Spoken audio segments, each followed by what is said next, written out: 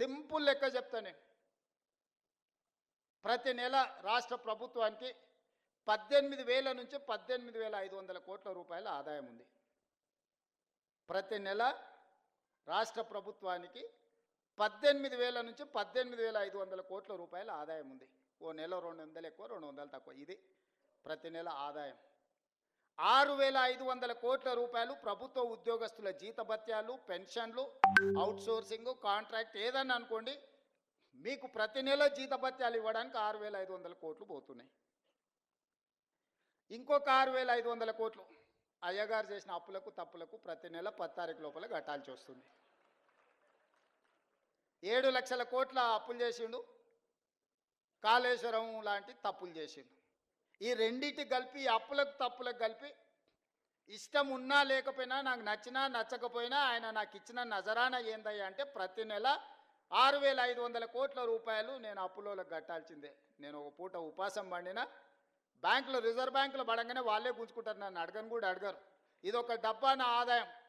ఇందులో ప్రతి రూపాయి పడంగానే 1 తారీఖు నుంచి 10 తారీఖు లోపల ఈ అప్పులు ఇచ్చిన బ్యాంకులు, రిజర్వ్ బ్యాంకు నుంచి అటే తీసుకొని పోతారు. 6,500 అటు పోయినాయి.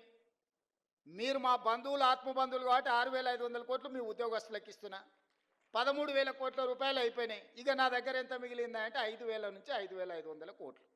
ఇక నేను మిమ్మల్ని అడుగుతున్నా, ఈ 5,000 నుంచి 5,500 కోట్లల్లో షాదీ ముబారక్, కళ్యాణ లక్ష్మి, పెన్షను, రైతు రుణమాఫీ, రైతు భరోసా, ఇట్లా 25-30 ప్రభుత్వ సంక్షేమ పథకాలు ఉన్నాయి.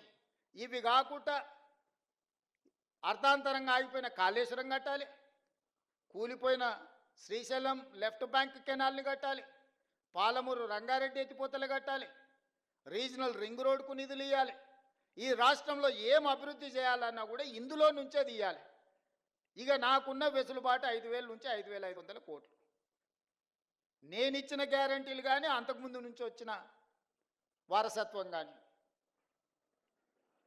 ఇవన్నీ కలిపితే నాకు ఇంకొక 18,000 కోట్లు కావాలి వాస్తవంగా.